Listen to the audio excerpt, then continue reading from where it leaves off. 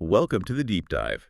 We've got this fascinating set of sources today, almost like a biography, really, detailing the extraordinary life of Jane Eyre. Absolutely. It's a story forged in, well, fire and ice, as you said. And what really jumps out right away is how controversial publishing it even was. The original writer mentions pushing back against the timorous or carping few, people who doubted books like this. Yeah, people who didn't want the status quo challenged, the author explicitly wanted to, quote, raise the gilding and show the base metal underneath society's shiny surface. Which is pretty much our mission for this deep dive, isn't it? We want to track Jane's journey, pinpoint those key moments of, psychological stress and moral transformation. To see how she moved from being utterly dependent, basically subjugated, to finding real connection, integrity, and importantly, self-worth. It's an incredible story of resilience, and it all kicks off in this place of, well, profound emotional neglect, Gateshead Hall. The sources are really blunt about how miserable she was there. It absolutely sets the stage for everything that follows. It really does. We call this first part the foundations of fire and ice. You see her enduring the violent tyrannies of her cousin, John Reed. The source mentions him striking her suddenly and strongly. Awful. But almost worse than the physical abuse was the constant psychological weight of being unwanted, wasn't it? Definitely. The real wound seems to be Mrs. Reed's betrayal. She holds this rooted aversion to Jane, completely breaking the promise she made to her dying husband, Jane's Uncle Reed, to raise her as one of her own. So Jane's just stuck in the state of knowing she's an outsider, an inconvenience. And it all comes to a head with the Red Room incident. That is pure psychological torment. Oh, absolutely. The descriptions are so vivid. The heavy mahogany furniture, the deep red curtains, the crimson cloth everywhere. It's designed to suffocate and terrify. And that climax where she sees a glimmer of light, maybe a lantern outside, and thinks it's her dead uncle's ghost coming back. Coming back to punish the perjured and avenge the oppressed, as the source puts it. The fear is so overwhelming, so physical, she passes out. It's brutal. But if Gateshead was about emotional coldness, Lowood Institution, where she's sent next, is about literal physical cold. How does a child even cope with that kind of double whammy? Well, the nature of the trauma shifts, doesn't it? At Lowood, it becomes about physical survival. And we meet Mr. Brocklehurst. Ah, yes, the black marble clergyman. Exactly. His whole deal is this forced humility. He dictates everything, down to their clothes, plain dresses, hair combed back so the girls look, and I quote, almost like poor people's children. And the physical suffering is just laid bare. You read about the water for washing being frozen in the mornings. Yes. And that detail about the food, Yep. the disgusting burnt porridge that led to this universal manifestation of discontent. Even famine, the source says, would have turned away from it. It's grim. But Lowood isn't just about hardship. It's also where Jane encounters a different kind of strength through Helen Burns. Right, because Jane's instinct, understandably coming from Gateshead, is just pure fight back. To resist, to break the rod, as she puts it. If Miss Scatcherd, her teacher, punishes her unjustly, Jane wants revenge. But Helen offers something completely different. A kind of Christian forgiveness, right? Which sounds almost impossible as a survival strategy in that environment. It does, but it's framed as a kind of long-game endurance. Helen sees life itself as, well, too short to be spent in nursing animosity or registering wrongs. She focuses on the eternal, on something beyond the daily misery. Which must have been so hard for Jane, who's all fire and passion, to grasp initially. Exactly. But it teaches her that maybe not every injustice needs an immediate, fiery response. It's a lesson in endurance. And the contrast between them is striking. Helen is literally forced to wear this untidy badge as punishment. Yet the source stresses her fine intellect and true courage. She embodies the idea that your inner dignity, your worth, isn't tied to what people say about you or how they treat you externally. That's a powerful principle. And it's one she carries with her, isn't it, when she finally leaves Lowood and takes the governess position at Thornfield Hall. Precisely. Her moral compass is kind of set by this point. She's ready, though maybe she doesn't know it, for the biggest challenges yet. And Thornfield starts with quite the entrance for Mr. Rochester. Doesn't it just falling off his horse in the lane and then having the nerve to blame Jane for somehow causing it? And the description of him, dark, stern, Square physiognomy, not traditionally handsome, neither tall nor graceful. He's definitely not your typical romantic hero figure. No, and that's part of what makes their relationship so interesting right from the start. Jane, despite her background, is incredibly direct with him. Astonishingly so. She tells him flat out that he's not handsome. Who else would dare say that to the master of the house? Exactly, and he seems almost refreshed by it. He opens up, talks about himself as someone who's battled through a varied experience, trying to grab some pleasure out of life because happiness has been denied him. But Jane, perhaps channeling a bit of Helen Burns' foresight, warns him. She says that kind of pleasure will sting, it will taste bitter. She basically calls out the danger ahead. Their connection is intense, built on this surprising intellectual footing. But, secrets start swirling immediately. Oh, the fire. That first major incident, the fire in Rochester's bedroom. And his immediate reaction is cover-up. Blame it on the servant, Grace Poole, described as singular. But Jane's sharp. She thinks, wait a minute. This powerful, haughty gentleman. Why is he seemingly under the thumb of this, well, meanest of his dependents? She senses the power dynamic is wrong. The question isn't just who started the fire, but why is Rochester protecting them or covering something up? That mystery just hangs in the air. And then he brings in Blanche Ingram. Ah, yes. The plan, apparently, to test Jane's feelings, maybe make her jealous, by pretending to court the beautiful, accomplished Blanche Ingram. Blanche is described as majestic, but also cruel, especially to Adele, Jane's young pupil.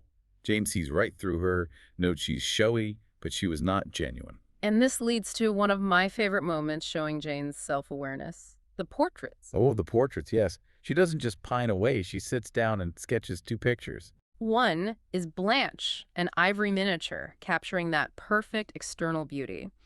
The other is herself, a simple chalk sketch, plain Jane. And she does this deliberately, right, to keep herself grounded. Exactly. It's her way of guarding against delusion, against thinking she can compete on society's terms of beauty and status. She forces herself to remember that her value lies elsewhere in her truth, her integrity. That commitment to truth makes what happens next on the wedding day utterly shattering. The interruption. Mr. Briggs and Richard Mason arriving mid-ceremony. And the reveal. Rochester already has a wife. Bertha Mason is alive. Alive and well, the source is stark. Confined due to madness running in her family for generations. Idiots and maniacs through 3 generations. It's devastating. The bigamy is exposed, and Jane has to face the reality of Rochester's deception, his massive moral compromise. And his defense is just pure fury and desperation, isn't it? He claims he was tricked into the marriage, deceived. Then he does that incredibly grim thing. Invites the whole wedding party upstairs to meet his mad and embruted partner. It's like this final desperate act of defiance mixed with self-pity. Which forces Jane into the most difficult moral crossroads of her life. She loves him. She admits she absolutely worshipped him. The source says, not a human being that ever lived could wish to be loved better than I was loved.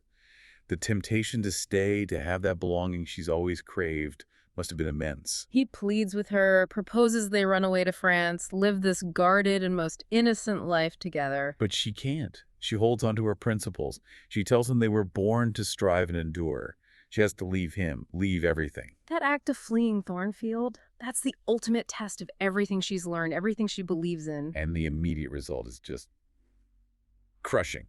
She leaves with almost nothing, just 20 shillings. The source describes her utter anguish. She ends up literally collapsing on a stranger's doorstep, starving and exhausted, after being turned away because she looks like a suspicious, well-dressed beggar. It's rock bottom, a fall she chose based on principle. Then rescue. The Rivers family, St. John, Diana, and Mary take her in. And this is where fate, or providence, takes a wild turn. A staggering turn. She discovers not only that these kind strangers are her cousins, but also that her uncle John Eyre of Madeira has died and left her his entire fortune. 20,000 pounds. Yeah. Which was an enormous sum back then. Instant independence, life-changing wealth. And what's the very first thing she does? She decides to share it right away. Divides it 4 ways, 5,000 pounds each for herself and her newfound cousins. It's incredible, her reason. To secure a home and connections, wealth doesn't corrupt her. It empowers her to create the family, the belonging she never had, but on her own terms. No dependency, no obligation. It's such a defining moment for her character. The sharing is almost as important as the inheriting. She is truly her own mistress now. But there's one more test. One final, quite chilling challenge in the form of St. John Rivers. Right. He's described as ambitious, severe, utterly devoted to his planned missionary work in India. And he proposes marriage to Jane.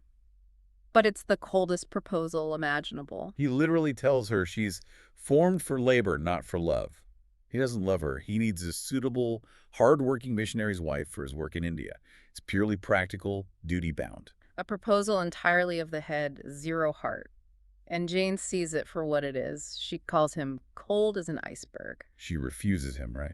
She senses that marrying him would be a kind of death, saying he would kill me without drawing from my veins a single drop of blood. It's a rejection of duty when it's completely stripped of love or connection. She recognizes the tyranny in his rigid piety, just like she saw the cruelty in Brocklehurst's brand of humility back at Lowood. She's really standing her ground now. She's faced down dependency with Mrs. Reed, temptation with Rochester, and now this cold, demanding duty with St. John. But he pushes her hard. His arguments, his sheer force of will, almost break her resolve. And then something extraordinary happens. The voice. Yes. The sources describe it as undeniably real, almost supernatural. Just as she's wavering under St. John's pressure, she hears Rochester's voice calling her name, Jane, Jane, Jane, across miles and miles. And her own spirit, her voice, answers back instinctively. I am coming. It's this profound spiritual connection pulling her back. So she goes back towards Thornfield, Uh-huh. only to find devastation. Complete ruin. Wow. Thornfield Hall has burned to the ground. And Bertha Mason. Dead. She threw herself from the battlements during the fire. And Rochester. He survived, but at terrible cost. He's blind, lost one eye completely, the other is damaged, inflamed, and he's crippled, having lost a hand trying to save people. She finds him living in near isolation at Ferndean, this desolate spot. He's broken, lamenting that he's no better than the old lightning-struck chestnut tree in the grounds, a symbol of their shattered past. But Jane doesn't meet his despair with just pity, does she? She meets him with the truth of her own situation now. Exactly. She tells him about her inheritance. I am my own mistress. The power dynamic has completely shifted. She's choosing him this time, freely, as an equal. And they confirmed the spiritual call was real, didn't they? He heard her answer, I am coming, at the very same moment she heard him call her name. Yes. That mutual recognition seals their reunion. They marry, find contentment. Both have been through the fire, literally and figuratively. Jane's free from dependency. Rochester's purged of his pride and secrecy. It's quite the conclusion. The sources wrap it up by noting that Rochester came to believe God had tempered judgment with mercy in allowing him this final happiness. Which brings us back to something interesting in the source material we looked at earlier. It goes out of its way to defend Rochester's actions before the wedding disaster. Right, it claims he was trying to escape the hell of his marriage to Bertha and took unusual measures, but neither unlawful nor culpable. Neither unlawful nor culpable. It's a very specific phrasing. Yet, look at the price he paid. His home destroyed, his sight gone, maimed for life. Only after all that does he find peace with Jane. It seems like an incredibly high cost for actions that were supposedly just unusual. Exactly. So the final thought we want to leave you with is this. If the sources argue Rochester wasn't legally or morally guilty in trying to escape his first marriage, what exactly was the error that required such devastating consequences? The blindness, the crippling before divine mercy, as the narrative frames it, could grant him true happiness. What does that seeming contradiction tell us about how this story views justice, consequence, and maybe the very nature of marriage and morality itself? Something to mull over.